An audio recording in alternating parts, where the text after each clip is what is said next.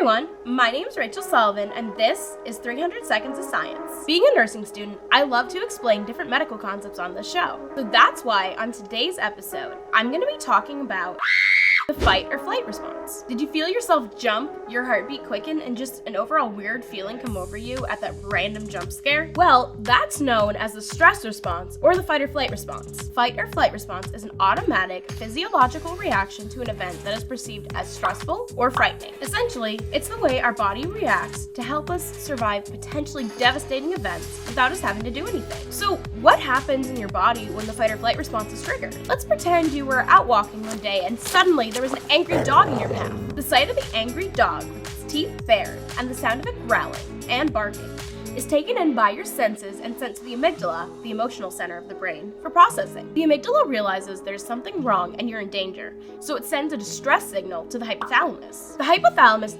then sends a signal to the adrenal glands, thus activating the sympathetic nervous system. I'm going to take a small detour here to briefly explain your nervous system, as it's important to this entire response. Your nervous system is the way your brain communicates with the rest of your body. It has two parts: the autonomic and the somatic system. The somatic system controls muscle movement and translates the various things you see, smell, and touch into signals the brain can interpret. The autonomic system is your involuntary system. The autonomic system itself has two parts: the parasympathetic and sympathetic nervous systems. The sympathetic nervous system is like a gas pedal in your car telling your body to go.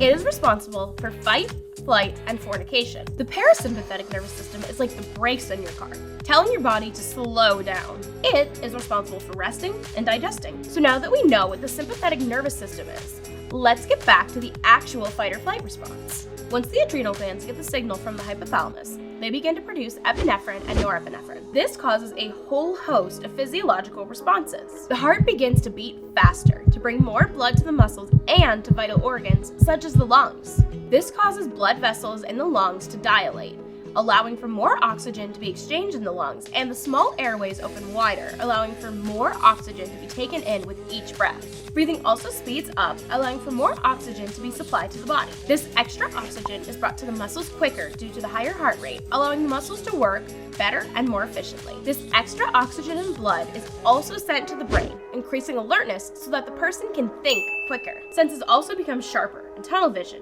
where the threat is a central focus, can also occur. All of this happens before your brain is even able to fully process the angry-looking dog in front of you. Now, if that dog were to suddenly stop growling and begin wagging its tail, the response would likely stop there. However, if it continued to growl and be a threat, the second part of the fight or flight response would occur. This is what's known as the hypothalamic pituitary adrenal axis, or HPA Access for short. Essentially, the hypothalamus responds to the increased levels of epinephrine by releasing corticotropin-releasing hormone. Corticotropin-releasing hormone continues to increase the sympathetic nervous system response, but it also tells the pituitary glands to release adrenocorticotropin-releasing hormone. That then causes the adrenal glands to release the stress hormone cortisol. Essentially, your body plays a giant game of hormone telephone.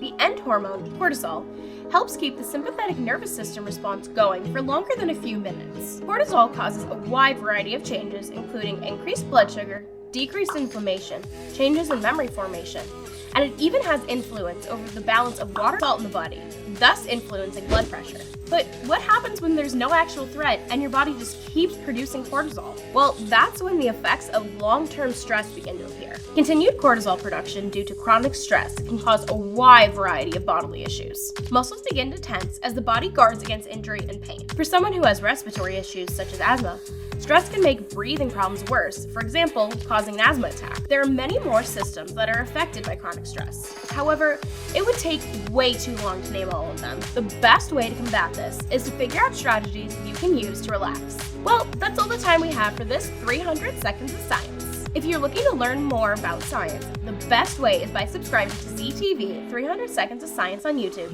liking us on Facebook, following us on Twitter, and showing us some love on Instagram. Once again, this is Rachael Sullivan reminding you to go out, enjoy life, and stay curious.